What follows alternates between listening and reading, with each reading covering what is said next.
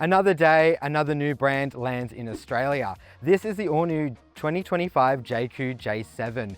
And it's a pretty big deal, not only for parent company Chery bringing a more upmarket SUV to the market, but to all those Aussies out there looking for a brand new mid-size family SUV. This is the first preview drive and look at the car in Australia, so here's everything you need to know.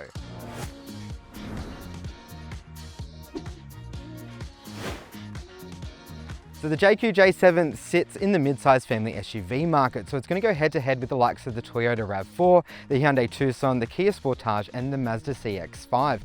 Interestingly, it'll also be going head-to-head with the Chery Tiggo 7 Pro, which it shares its engine as well as a lot of the dimensions with as well. The J7 is about 10 centimeters shorter than the Toyota RAV4, but shares most of the other dimensions.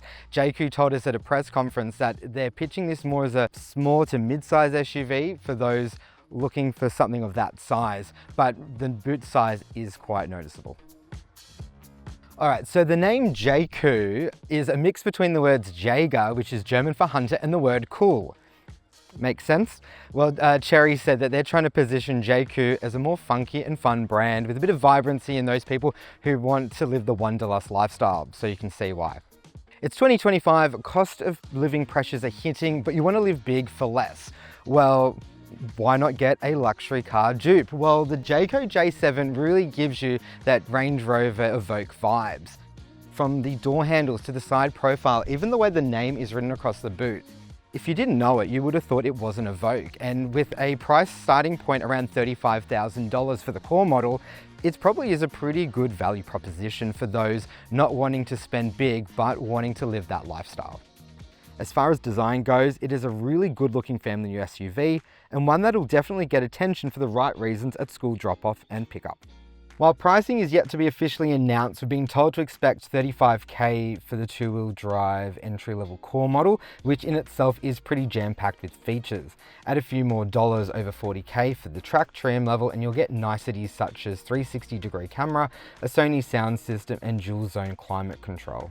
Later in the year, we'll see all-wheel drive as well as plug-in hybrid versions of this car, which will be another trim level and include other things like a panoramic roof, as well as the ability to actually go off-road, which you can't do in the two-wheel drive version.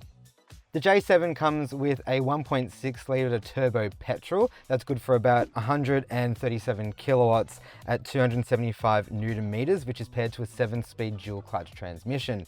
We'll take it for a drive a bit later on to see if it lives up to JQ's claim of a very smooth driving experience. In terms of interior, it is actually quite luxurious and comfortable in here. The seat is very comfortable, it's synthetic leather, but it has a really nice feel to it. The steering wheel is also a nice size and has these buttons that are kind of like haptic touch, but not really.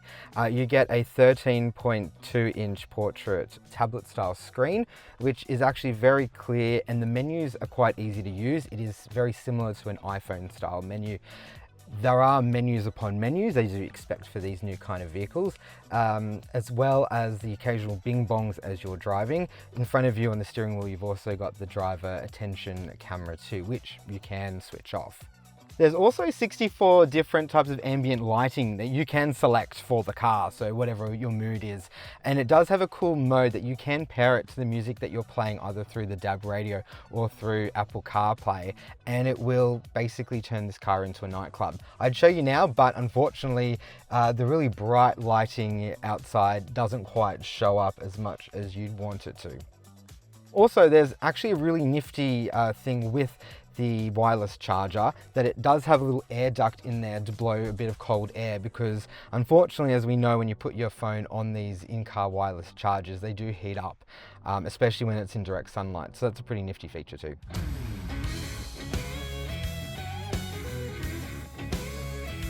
All right, so this is a preview drive of the J7. Later on, there'll be a proper drive with the other models, including the all-wheel drive. JQ said these are kind of prototypes in a way, so there may be some changes before the big launch for consumers in May. But first impressions, it actually drives all right. It soaks up the bumps of Australia relatively well. There's one coming up here. Yeah, it's pretty good.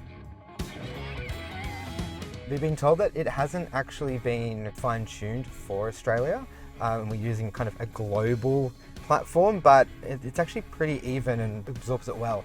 The steering is mostly all right, a bit floaty at times, but it is a bit firmer, which is personally how I like my steering. Driving in sport mode, which kind of gives it a bit more of a tighter feel and gives the engine a bit more guts, which I don't know if you can hear it, but you try and gas it a bit, it does take a bit of a whirl to come up, and then once you're at speed, it rolls relatively well. It's not an overly enthusiastic engine, but for the majority of people with this car driving through the city, it was pretty seamless going from traffic light to traffic light and in bumper to bumper traffic. Apparently you can get about 7 litres per 100k on average with this car. I think we've been sitting around 7.5 to 8 from the drive we took from Sydney Airport up into the Northern Beaches. But to say, look, it's a very comfortable car. Seating wise, the seats were comfortable for the hour or so that we were on the road. So if you're going to go on longer road trips, yeah, you'll be all right. For a medium-sized SUV, it is actually relatively light to throw around. You know, that can't be said for everything. The all-wheel drive probably will add a few extra 100 kilos to that weight, which might actually change the way it absorbs some of these bumps. But, you know, as far as, you know, chucking a few kids and a dog in the back and going to soccer on a weekend or dropping them off at school, I think this car will do the job. It's not a level of, you know, Hyundai Tucson or Kia Sportage, but it is definitely a step up from where, you know, the traditional Chinese car players would be. So even the sibling to this, the Tiggo 7, it is just a tiny bit more refined. Look, there's nothing that I dislike heavily. Like, everything is really well set out. The screen's great. The little screen you've got in front of you with all the details, once you get your head around all the settings, how you want to kind of set this out, it actually is really easy to read. And the driver assistance, which we've been told has been actually calibrated for Australia, hasn't been too intrusive and hasn't binged and bonged too much, which either means that it's really well calibrated or that they're not turned on correctly. So we'll wait to see how we go at the bigger launch later in the year. And that's our first look at the JQ J7. I will have a more in-depth review in the coming months on our YouTube channel. Until then, make sure you like and subscribe to the channel to stay on top of everything that's happening in the world of cars. Thanks for watching, and I'll see you next time.